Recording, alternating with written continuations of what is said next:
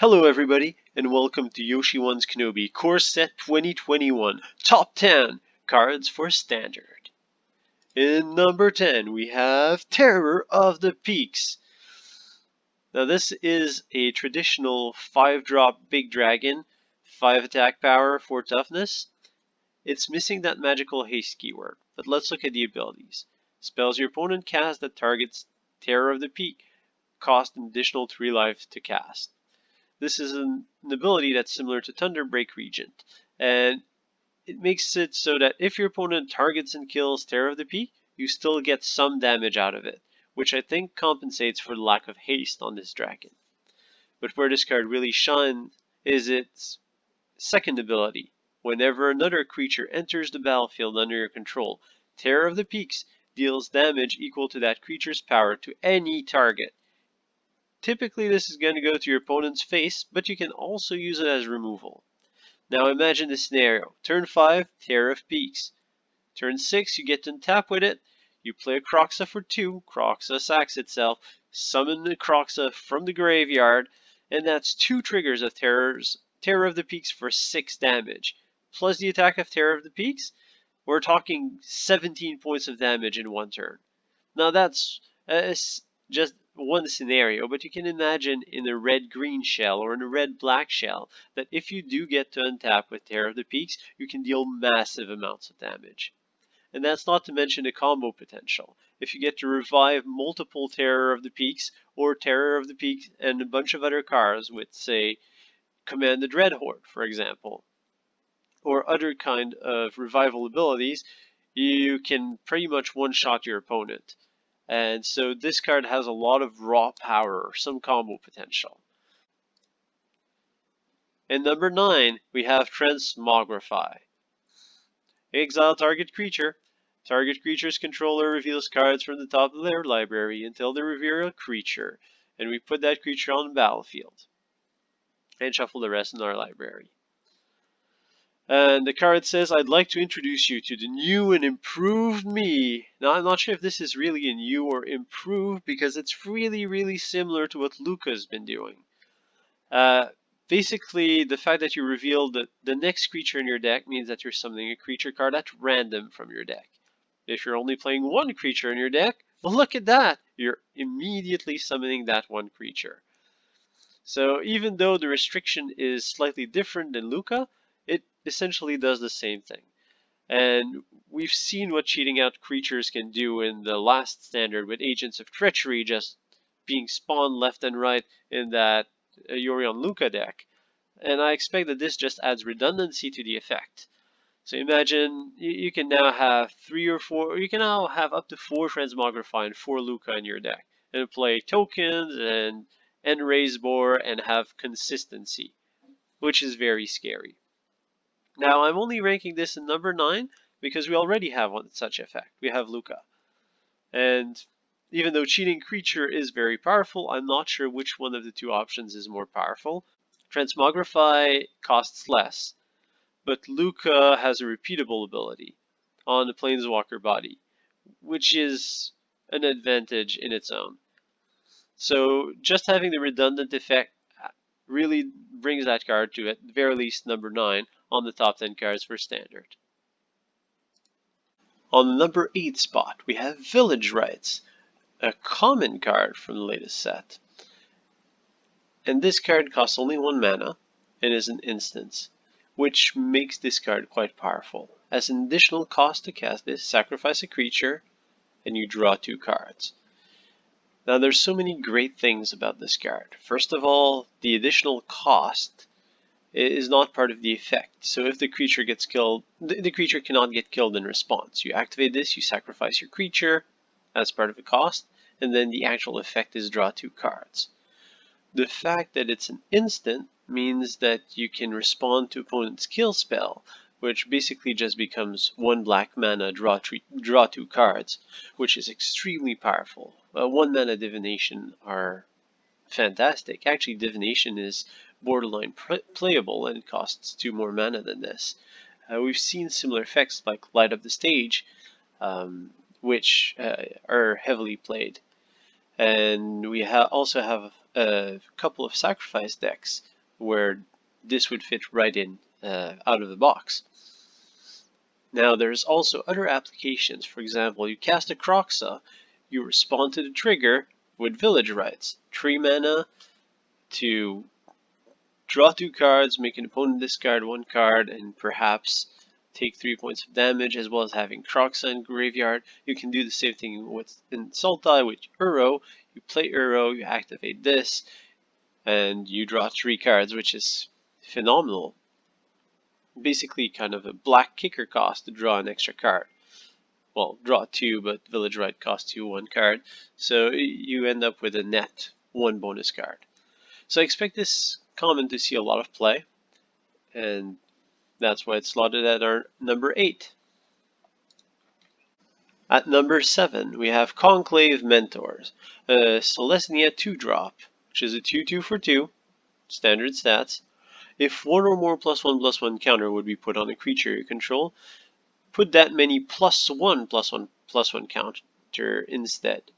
And when Conclave Mentor dies, you gain life equal to its power. So the first part of the ability is an ability that we've seen a couple of times, and every time this ability is printed, it's seeing some good level of play, and we've seen that that ability has a high level of power. I think the last time was Winding Constrictor and Walking Ballista that was extremely powerful. And we also get a bonus ability of gaining life equal to its power, which should gain you at the very least 2 life, which is not negligible. Gaining 2 life on the 2 mana 2/2 is still decent value. We have a lot of cool usages for this card. There's the Venerated Loxodon, which is going to put 2 +1/+1 counters on all your creatures, and it ranges. You can do the same thing with Unbreakable Formation.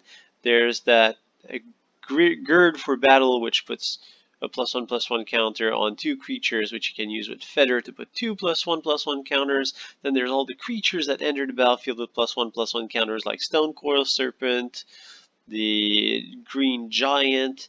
There's a couple of new cards in this set that benefit from the +1/+1 counters. We have Proliferate, that's still part of the metagame. So I expect this card to do a lot of things and enable decks. Yeah, we have that Raptor in Selesnya also that synergizes with this. It just enters the battlefield, Proliferate, Pelt Collector. The usages are endless. So I expect that Conclave Mentor is going to be at the base of a deck near you. At number 6, we have Storwing Entity. So it's a 5 mana 3/3 flying prowess that when it enters battlefield you scry 2. But if you cast a spell this turn, an instant or sorcery spell, this costs 2.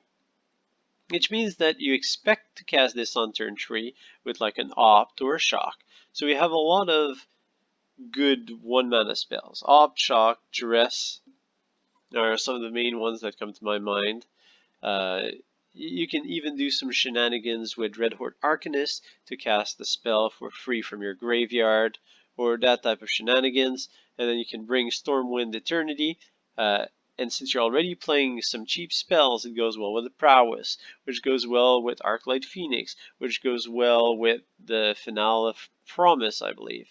So there's a lot of synergies that can be built around this card, and it seems like it goes directly in some kind of Phoenix build. Also synergizes with Pteramander.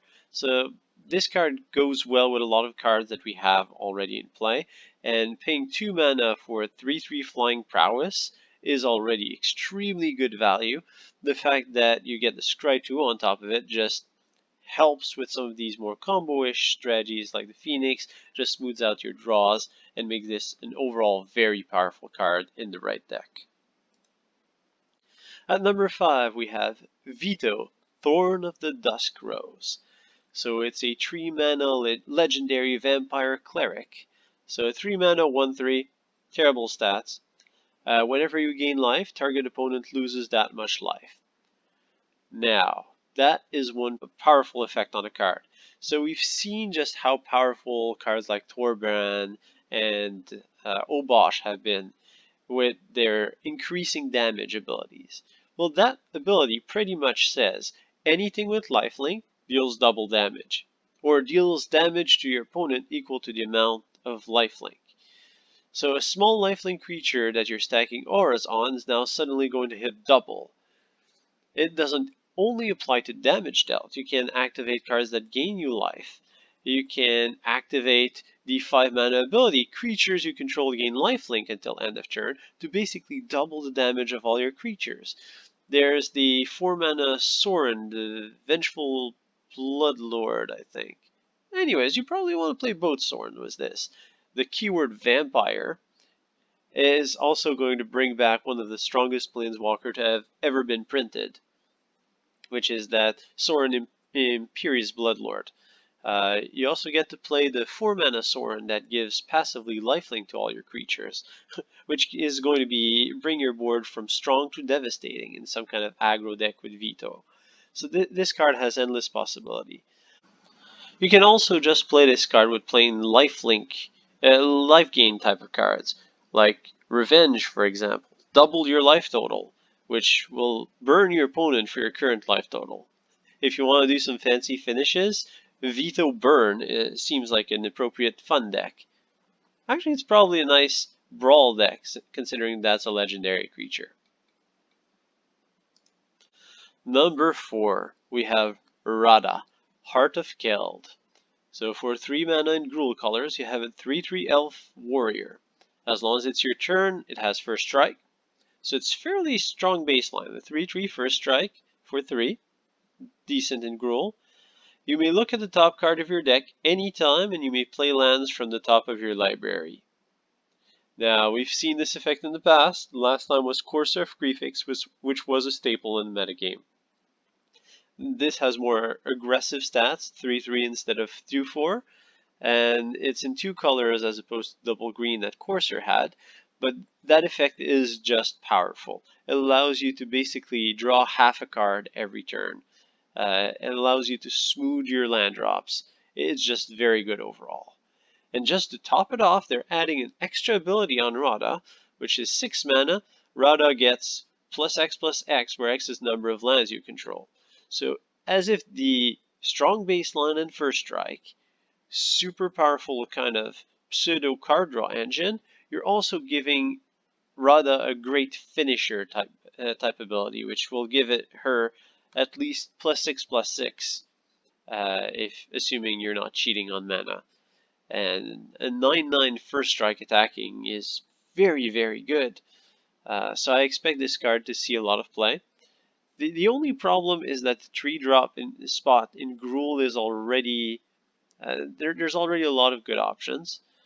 So Radha is going to have to fight its way there, but I'm sure there's a place for Radha because it's such a powerful card. Number 3, Primal Might. Now that card doesn't look that impressive at first glance, but let's walk through it. So you pay X plus green. Target creature you control gets +X/+X until end of turn. Then it fights up to 1 target creature you don't control. Alright, so let's take this card as a baseline. If you cast it for X equals 0, you're paying green, and it's just target creature you control fights target creature you don't control. So it's a Prey Upon, at the very least, which is a playable card. Now, if your opponent is not playing any creatures, what does this do? Well, this is pay X plus 1 to give a creature +X/+X. So it's a big stats booster. It's basically a very expensive giant growth for your creature, but it's not a dead card. So this card is not dead in control matchups. Now, if you cast it for X equals 1, you give a creature +1/+1 and it fights target creature. It's very similar to Domri's Ambush or Dromoka's Command, except that it gives +1/+1 and not +1/+1 counter, so it's inferior. But it's similar to those cards at sorcery speed. So it can play the role of a Prey Upon, it can play the role of a bad Dromoka's Command, it can play the role of a stats booster, and because of that it's very versatile. Also, in most use cases, you're going to dump all your mana into this, have one of your creatures remove one of your opponent's creature and attack with all of that extra damage. So I suspect that Primal Mind is going to become the de facto removal spell for green, and green's not going to look back. Because of this, I think it deserves the number 3 spot on this list. Number 2 is Vasaris Lieutenant. It's one of a card that attracted my attention the most when I saw the spoilers of the new set. So 4 mana, 3/4, fairly good stats. Actually, kind of greenish stats for a creature. It's a human knight, both types which are really relevant right now. Has vigilance and protection from multicolored. When Vasaris Lieutenant enters the battlefield, put a +1/+1 counter on target creature you control. Whenever Vasaris Lieutenant or another creature you control dies, if it had a +1/+1 counter on it, create a 2/2 white knight token with vigilance. So let's baseline this card. You play it on an empty board, you put a +1/+1 counter on itself, and it becomes a 4/5 protection from multicolored vigilance creature that whenever it dies, you get a 2/2 token. You heard that right. A 4/5 in white. That's kind of green type of stats on this white card. Protection from multicolored has proven that it's extremely powerful. We've seen Stonecoil Serpent. Now this is more powerful than Stonecoil Serpent on 4. You have vigilance. So ever wondered whether you should attack into that Uro and just deal the damage straight through, but then they're going to counterattack into you? That's no longer a problem. You just attack. They can't block. They try to attack, you block for free. It's really powerful. And when it dies, you get a 2/2 white knight. Now, another reason why it's so powerful is because it dodges, or it makes the main removal spells of the current format look silly. Teferi Time Raveler? That's okay, I've got protection from multicolor. Heartless Act? I have a +1/+1 counter. Which mode are you going to choose, sir? Board wipe? It's okay. We get a 2/2 knight with vigilance out of it. So it's a very strong card just by itself. And that's not to mention that if you're playing it in a deck with a bunch of other creatures that have +1/+1 counters, these creatures will have the benefit of replacing themselves with 2/2 knights. And knights already have +1/+1 counter abilities. Green has a lot of +1/+1 counter ability. Stonecoil Serpent. There's a very high number of cards that will play with +1/+1 counters. And that's not to mention card number 7, the Conclave Mentor that I mentioned before, which is going to double up these +1/+1 counters, making Vasaris Lieutenant a very, very efficient creature for 4 mana that I think is going to see lots of play and lots of success. And this brings us to the number 1 card on our list, Scavenging Booze. This has been an all-star every time it hits standard, and this time it will play an even bigger role. So 2 mana 2/2 in green, and green was struggling to find a perfect 2-drop. We've been playing around with Growth Chamber Guardian, with Barkhide Troll, and they just don't feel perfect. So you exile a card from a graveyard. If it's a creature, you put a +1/+1 counter on Scavenging Booze and you gain a life. So it has +1/+1 counters, which synergize well with all of the effects, with some of the effects that we discussed in the other top cards. It also synergizes well with the mutate mechanic, because the mutated creature keeps those +1/+1 counters. Gaining life is very relevant, and exiling cards from graveyard is very, very valuable right now. These Cauldron Familiars or Cats of Doom have been plaguing standard. Well, pay green. Are you going to sack another food? Pay green. Are you going to sack another food? You just exile those cats. There's nothing they can do about it except have a whole bunch of food that they're going to be throwing away. What about Uro? Try casting it when I'm exiling it from your graveyard or exiling all of your fodder for Uro. Kroxa? Same thing. I don't care. I've got an Ooze. So the Ooze just does so much against these very powerful cards that have been dominating in the top tier that I expect Scavenging Ooze to play a very important role in the standard to come. So that was Yoshi-1 Kenobi's top 10 cards for standard. I hope you guys enjoyed. Feel free to comment if you agree or disagree with my picks. And feel free to post some idea for interesting challenges for standard. I'll be looking forward to try them out in the future. On that, have a nice day and see you soon.